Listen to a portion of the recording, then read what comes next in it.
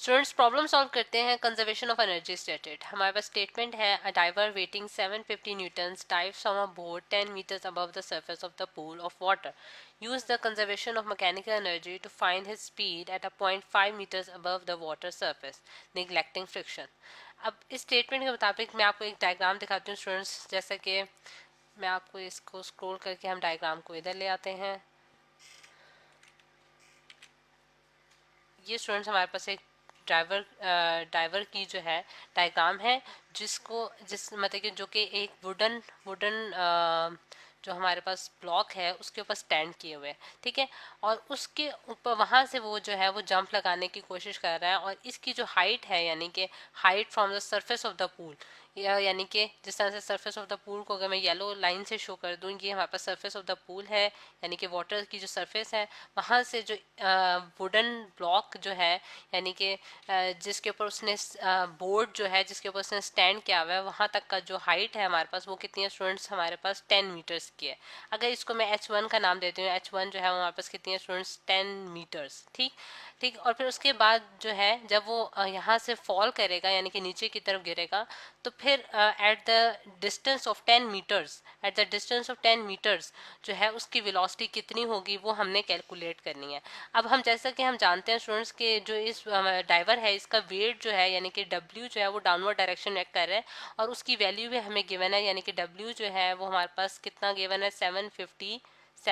Newton's. ठीक। और H1 height जो है वो हमारे पास कितनी है, 10 मीटर्स की हाइट है। और H2 हाइट, यानी कि जिस हाइट पे हमने उसकी वैल्यू कैलकुलेट करनी है वेलोसिटी की, यानी कि इसके बिल्कुल हाफ डिस्टेंस पे, यानी कि यहाँ से यहाँ तक का जो हमारे पास डिस्टेंस है, जिसे मैंने H2 का नाम दे दिया है, वो उसने कितना बताया है, हमें 5 मीटर्स बताया है। ठीक है। और फिर हमने क्या करना है, फ्रिक्शनल फोर्सेस को निगलेक्ट कर देना है, यानी कि जो फोर्सेस इस डाइवर की मोशन को रेजिस्ट कर रही हैं, इसको नीचे की तरफ आने से रोक रही हैं, क्योंकि एयर जो है वो हर जगह मौजूद है और वो कुछ ना कुछ ऑपोजिट डायरेक्शन में फोर्स एक्सर्ट करती है। उन सारी फोर्सेस को निगलेक्ट कर दें तो हमारे पास जो है वो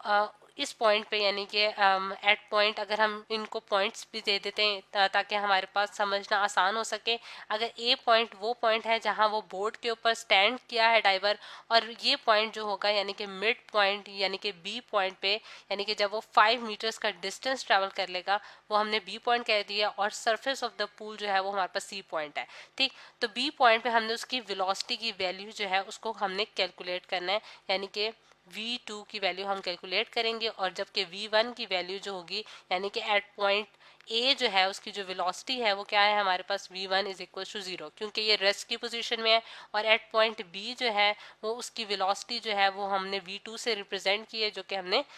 फाइंड आउट करनी है। सही। तो ये स्टूडेंट्स हमारे पास इस तरह से हमारे पास डाटा कंप्लीट हो जाता है। अब अगर हम जानते हैं कि हमारे पास जो according to the law conservation of energy अगर हम देखें, अगर हम फ्रिक्शनल फोर्सेस को निगलेक्ट कर दें स्टूडेंट्स, तो एट पॉइंट ए, यानी कि ए पॉइंट पे अगर हम देखें तो उसके पास जितनी क्योंकि वो ड्राइवर जो है वो रेस्ट की पोजीशन पे होगा, इस वजह से उसके पास कौन सी एनर्जी होगी, एनर्जी जो उसके अंदर स्टोर होगी वो in the form of potential energy होगी, ड्यू टू इट्स पोजीशन, क्योंकि वो ग्राउंड से या फिर सी लेवल से जो है वो एक एक खास जो है हाइट पे मौजूद है। ठीक है, उसने कोई पोजीशन अटेन की है जिसकी वजह से उसके पास जो है वो पोटेंशियल एनर्जी एग्जिस्ट हो करेगी, और वो पोटेंशियल एनर्जी जो है वो इंटर कन्वर्ट हो जाएगी काइनेटिक एनर्जी पे जब वो जो है नीचे की तरफ फॉल करेगा। तो इस वजह से हम ये कह सकते हैं कि according to the law of conservation of energy, conservation conservation of energy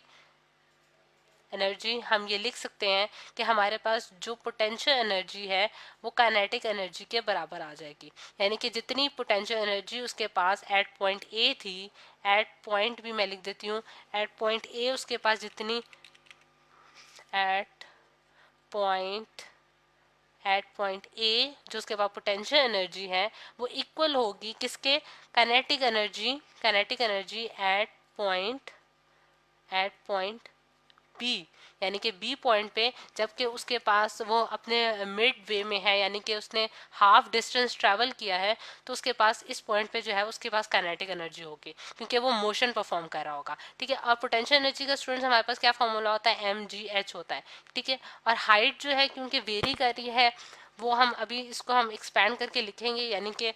यहाँ से अगर हम देखें कि एम जी एच जो है वो हमारे पास यहाँ से ए से बी तक की जो हाइट है वो हम किस तरह से निकाल सकते हैं। अगर हम देखें कि हम एच वन में से H one minus H two कर दें तो हम हाइट निकाल सकते हैं बी पॉइंट की ग्राउंड लेवल से, यानी कि सी लेवल से जो है उसकी हाइट निकाल सकते हैं from the surface of the pool से। तो H one minus H two कर दिए मैंने, और काइनेटिक एनर्जी जो है वो हमारे पास क्या होगी, हाफ एम V2 का square minus half M V1 का स्क्वायर। ठीक है, यानी कि काइनेटिक एनर्जी में कितना जो चेंज, यानी कि V2 कौन सी वेलोसिटी है स्टूडेंट्स, एट पॉइंट B है हमारे पास उसके पास, और V1 वो वेलोसिटी है जो कि उसके पास एट पॉइंट A थी। अब क्योंकि A पॉइंट पे वो रेस्ट की पोजीशन पे, इस वजह से उसके पास कोई काइनेटिक एनर्जी की वैल्यू नहीं होगी, इसलिए ये वाली पूरी टर्म जो है हमारे पास जीरो को अप्रोच कर जाएगी। और वही हम नेक्स्ट स्टेप में भी लिखेंगे, जिस तरह से वन बाय वन हम देखते हैं स्टूडेंट्स कि M G H two minus H one, और एच वन हमारे पास कितने हैं स्टूडेंट्स 10 है, और माइनस एच टू करें हमारे पास 5 है। ठीक है, और यहाँ अगर हम देखें तो हाफ एम इंटू V2 का स्क्वायर माइनस, और V1 की वैल्यू हमारे पास क्या है, जीरो है, तो ये पूरी टर्म जो है जीरो हो जाएगी, क्योंकि हम जानते हैं कि ए पॉइंट पे उसके पास जो काइनेटिक एनर्जी है वो जीरो है, क्योंकि वो बॉडी मोशन एग्जीक्यूट नहीं कर रही एट पॉइंट ए। ठीक है,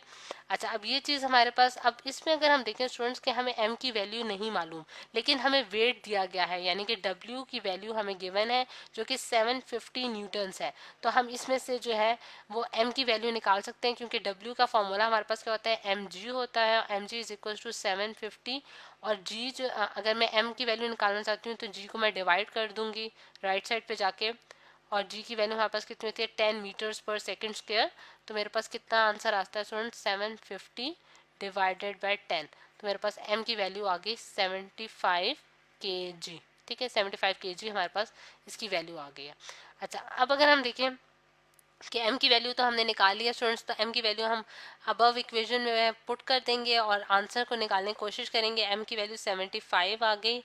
और g की वैल्यू हमारे पास 10 है, और 10 माइनस 5 अगर हम करें तो हमारे पास 5 आ जाएगा, is equals to half m की वैल्यू 75, और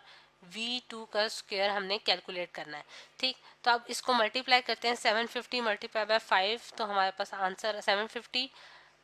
और मल्टीप्लाई बाय 5, तो हम हमारे पास क्या आंसर आ रहा है, 3750। ठीक है, और यहाँ मेरे पास 1/2 मल्टीप्लाई बाय 75 इंटू V2 का स्क्वायर, और V2 का स्क्वायर हम किस तरह से निकाल सकते हैं स्टूडेंट्स, 2 को मल्टीप्लाई कर देते हैं लेफ्ट साइड पे जाके 3750, और डिवाइडेड बाय हमारे पास क्या आएगा 75, तो मेरे पास V2 का स्क्वायर का आंसर बनता है स्टूडेंट्स 100। ठीक है, आप कैलकुलेटर का यूज़ करके आंसर निकाल सकते हैं, और फिर उसके बाद जब हम इसका स्क्वायर को ख़त्म करते हैं तो दोनों साइडों पे अंडर रूट ले लेते हैं स्टूडेंट्स। अंडर रूट ले रही हूँ मैं दोनों साइडों पे, और स्क्वायर जो है वो अंडर रूट से कैंसिल हो जाएगा, और हमारे पास जो आंसर बचता है V2 बचता है, V2 इज इक्वल्स टू, और 100 का अंडर रूट लेती हूँ तो मेरे पास 10 आ जाता है, 10 मीटर्स पर सेकेंड। ठीक है, तो ये स्टूडेंट्स हमारे पास वेलोसिटी है जो कि डाइवर की होगी एट पॉइंट B, यानी कि जब वो 5 मीटर्स का डिस्टेंस जो है वो ट्रैवल करके नीचे की तरफ आएगा, तो इतनी वेलोसिटी से जो है वो उस पॉइंट पे उसकी इतनी वेलोसिटी जो होगी वो उसके अंदर महफूज होगी।